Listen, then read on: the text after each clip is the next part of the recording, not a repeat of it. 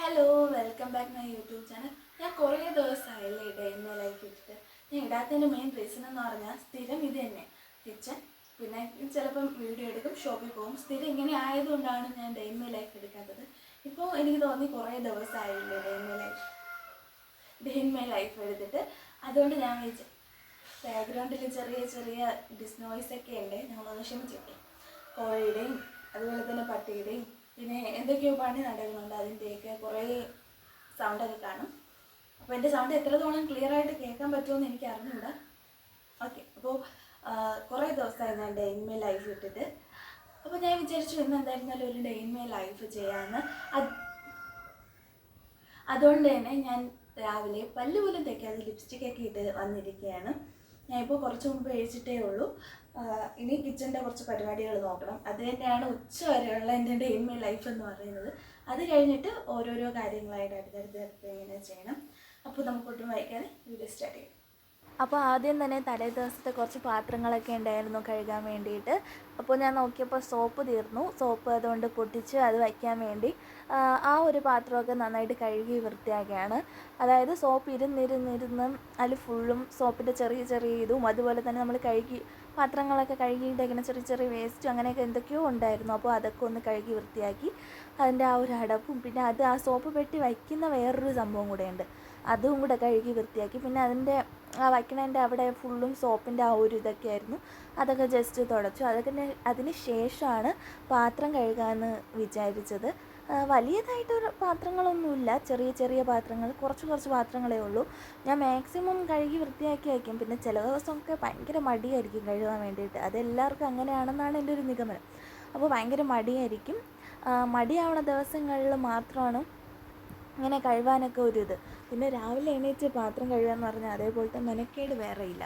ഇനി സത്യം പറഞ്ഞാൽ രാവിലെ എണീറ്റ് കഴിക്കണത് വലിയ താല്പര്യമില്ല. പക്ഷേ രാത്രി ഫുഡ് കഴിച്ച് കിടക്കുമ്പോൾ ഒരു 11-11:30 ആവണത് കൊണ്ട് രാത്രി ഫുള്ളും കഴുകി വയ്ക്കാൻ പറ്റില്ല. അതുകൊണ്ട് ഞാൻ രാവിലെ എണീറ്റാണ് കഴുകണത്. ഇപ്പോൾ നേരത്തെയൊക്കെ എന്ന് പറഞ്ഞാൽ മാക്സിമം രാത്രി കഴുകി വയ്ക്കാൻ നോക്കും, പക്ഷേ ഇപ്പോൾ അങ്ങനെ നടക്കണില്ല. അപ്പോൾ പാത്രമൊക്കെ കഴുകി വെച്ച ശേഷം ഞാൻ ജസ്റ്റ് അടുപ്പൊക്കെ ഒന്ന് വൃത്തിയാക്കി. അതിൻ്റെ സൈഡിൽ ഫുള്ളും ഇന്നലെ ഉണ്ടാക്കിയതിൻ്റെ ഓരോരോ ഇതായിരുന്നു. ഇന്നലെ ഭയങ്കര മടി പിടിച്ച ദിവസമായിരുന്നു, ഒന്നും ചെയ്യാൻ വേണ്ടി പറ്റിയില്ല. അപ്പോൾ ഇന്ന് വേണം അതൊക്കെ ഒന്ന് വൃത്തിയാക്കാൻ. അതൊക്കെ വൃത്തിയാക്കി ചാമ്പലൊക്കെ വാരിയ ശേഷം ഞാൻ അടുപ്പ് കത്തിക്കാൻ വേണ്ടിയുള്ള തയ്യാറെടുപ്പാണ്. ലിയയ്ക്കും ലൂയിക്കും ആദ്യം വയ്ക്കണമെന്ന് വിചാരിച്ചു. അങ്ങനെ ഞാൻ ഇപ്പോൾ പെട്രോളൊക്കെ വാങ്ങി വെച്ചിട്ടുണ്ട് പെട്ടെന്ന് കത്തിക്കാൻ വേണ്ടിയിട്ട്. എന്നാലിത് പെട്ടെന്ന് കത്തിയൊന്നുമില്ല, കുറച്ച് നേരം എടുക്കും. അങ്ങനെയല്ല, ഇങ്ങനെ പെട്ടെന്ന് കത്തും. പക്ഷേ ഇത് പറ്റി പിടിക്കണമെങ്കിൽ കുറച്ച് സമയം എടുക്കും. അതുകൊണ്ട് കുറച്ച് നേരം ഇങ്ങനെ വച്ച ശേഷം ഞാൻ ആദ്യം കട്ടന് വയ്ക്കാമെന്ന് വിചാരിച്ചു.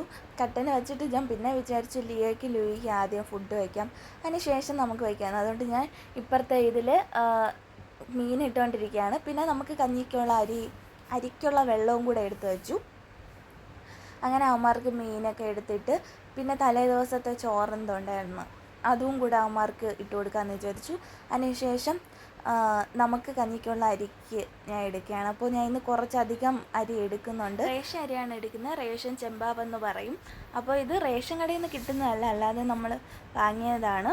അപ്പോൾ റേഷൻ അരി എടുത്ത് നന്നായിട്ട് കഴുകി. ഇതിലാണെങ്കിൽ പുഴുവൊക്കെ ഇങ്ങനെ കൂടി വെച്ചിരിക്കുന്നത് അതൊക്കെ ഉണ്ട്. അതുകൊണ്ട് നല്ല വൃത്തിയാണ്, കഴുകിയില്ലെങ്കിൽ പണി കിട്ടും. അതുകൊണ്ട് ഞാൻ ഒരു 6-7 വെള്ളത്തിൽ നന്നായിട്ട് കൈകൊണ്ട് തന്നെ ഇങ്ങനെ നന്നായിട്ട് ഞരടി കഴുകും. അതാകുമ്പോൾ ആ ഒരു കൂടിൻ്റെ ആ പുഴു കാണത്തില്ല, പക്ഷേ പുഴുവിൻ്റെ കൂട് പോലെ ഇങ്ങനെ ഇരിക്കും. പിന്നെ വെള്ള അരിയൊക്കെ ഉണ്ട് ഇതിൽ, എന്ന് പറഞ്ഞാൽ പ്യുവർ വെള്ള കളറിലിരിക്കും. അതൊക്കെ ഒന്ന് നന്നായിട്ട് കഴുകിയെടുത്ത ശേഷം ഞാൻ വെള്ളം വെച്ചിട്ടുണ്ടല്ലോ അതിലോട്ട് അരി ഇട്ട് കൊടുക്കുന്നുണ്ട്. ഇപ്പുറത്താണെങ്കിൽ ലിയയുടെയും ലൂയിയുടെയും ഫുഡ് നന്നായിട്ട് വച്ചിട്ടുണ്ട്. അപ്പോൾ ഇനിയാണ് ബ്രേക്ക്ഫാസ്റ്റൊക്കെ ഉണ്ടാക്കാൻ. ഞാൻ ആദ്യം വിചാരിച്ചു ബ്രേക്ക്ഫാസ്റ്റ് ഉണ്ടാക്കാമെന്ന്, പിന്നെ എന്തോ ഒരു മടി പോലെ തോന്നി. പിന്നെ ഇപ്പോഴാണ് പല്ലൊക്കെ തേക്കുന്നത്. അപ്പോൾ പല്ലൊക്കെ തേച്ച് കഴിഞ്ഞ ശേഷം കട്ടിംഗ് ബോർഡ് എടുത്ത് കഴുകി ഇനി തോരനുള്ള സംഭവങ്ങളൊക്കെ ഇനി കട്ട് ചെയ്യണമല്ലോ. അങ്ങനെ കട്ടിംഗ് ബോർഡൊക്കെ എടുത്ത് കഴുകിയ ശേഷം ഞാൻ അവിടെ വെച്ചു. ഇന്നലെ നമ്മൾ പച്ചക്കറി വാങ്ങാൻ വേണ്ടി പോയപ്പം ഉള്ളിപ്പൂ കിട്ടിയായിരുന്നു. അപ്പോൾ ഇന്നത്തെ തോരൻ ഉള്ളിപ്പൂവാണ്. നല്ല ടേസ്റ്റായിരുന്നു കേട്ടോ. ഞാൻ വെച്ചതുകൊണ്ട് ഞാൻ പറയുകയല്ല, അല്ലാതെ നല്ല ടേസ്റ്റായിരുന്നു.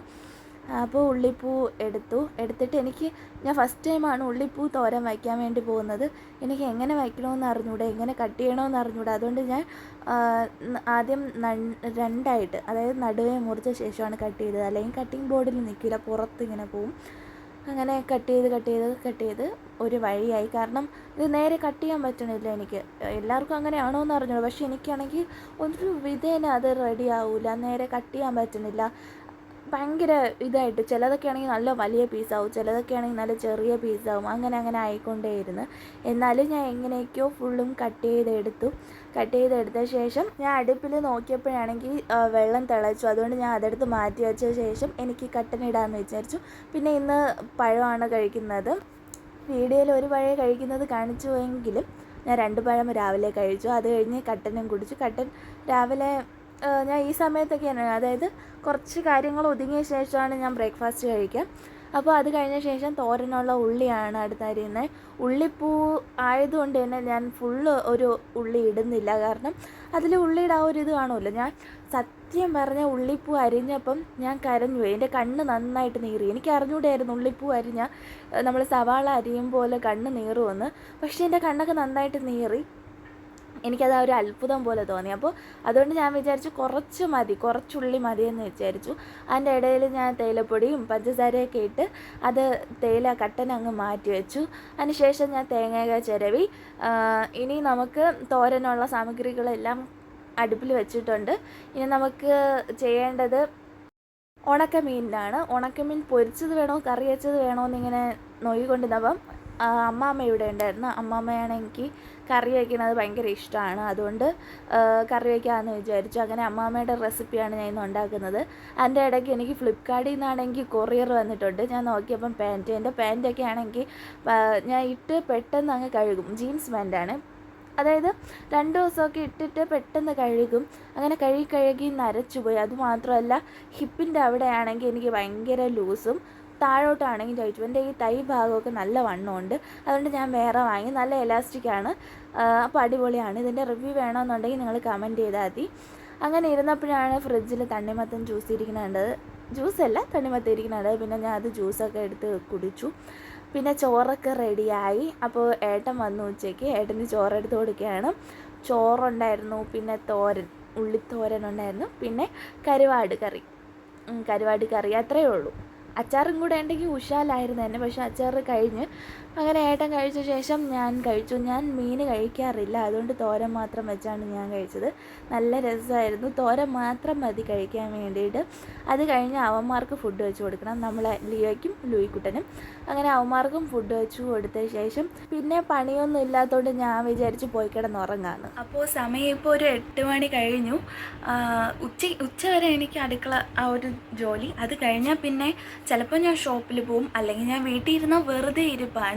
വല്ലപ്പോഴും ഡ്രസ്സ് അലക്കാൻ ഭയങ്കര മടിയായതുകൊണ്ട് വല്ലപ്പോഴൊക്കെ ഡ്രസ്സ് അലക്കും.